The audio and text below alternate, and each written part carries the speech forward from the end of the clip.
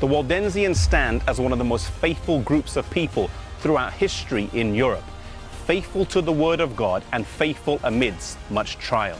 Despite suffering repeated persecution over the course of almost a millennia, in the 17th century they would go through one of the worst episodes of their history.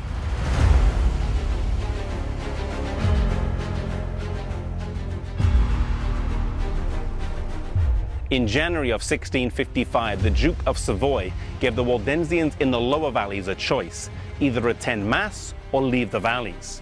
Rather than compromise, some 2,000 believers journeyed across snowy rivers and hills in the dead of winter to be welcomed by their fellow believers in the upper valleys. But this was merely the calm before the storm. In April of that year, the Duke sent an army into the valleys, and on April the 24th, at 4 a.m., a Saturday, the massacre started.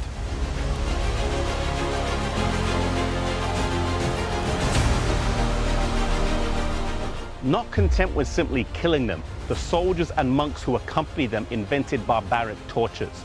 Babies and children had their limbs torn from their bodies by sheer strength. Parents were forced to watch their children tortured and killed before they themselves were tortured and killed. Fathers were made to wear the decapitated heads of their children as they were marched to their death. Some Christians were literally plowed into their own field. Some were flayed or burned alive, and many endured much worse. Unburied bodies, dead and alive, covered the ground. In order to escape this terrible massacre, hundreds of Waldensians fled to a large cave in the towering Mount Castelluzzo. The murderous soldiers, however, found them and marched them to the top.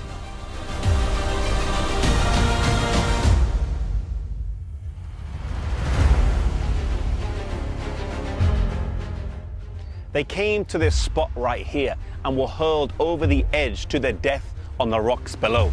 I believe that on the resurrection morning, many faithful believers will rise to glory from the bottom of this mountain and in this valley. This is the reference in Milton's famous sonnet to the bloody Piedmontese that hurled mother and infant down the rocks. Survivors of the massacre were few, but they rallied together and wrote to Christians throughout Europe for help.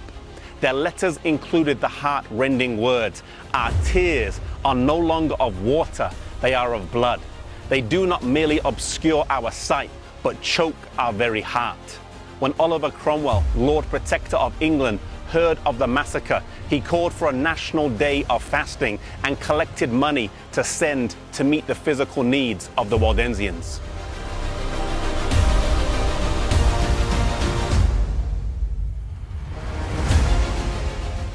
This was not the only instance of persecution, and it continued over 3.5 decades, from 1655 to 1689. During that time, more than half were driven from the valleys. Yet in 1689, Henry Arnaud from Noyon, Switzerland, led a force of 800 warriors back to the border. In the winter, they resisted 4 separate attacks from a much larger army.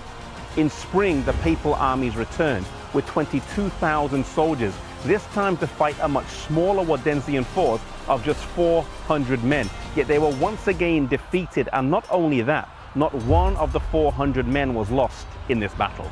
They returned to the valleys in what was called the Glorious Return, reclaiming them once again as a place where they could live and worship.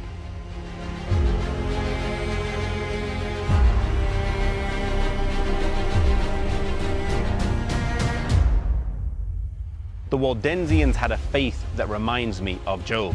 They were a people who suffered attacks and persecutions for several centuries, close to 1,000 years, suffering immeasurably. For many, it did not weaken their faith, but rather strengthen it. Sometimes in life, we may be serving God, dedicating our lives to Him, and we still go through hard times, trials, and suffering that many say we do not deserve. May we have a faith like Job, who said, "Though He slay me, yet will I trust Him." Whatever we go through in life, may we stay hold of God, trusting that He has our best interests at heart.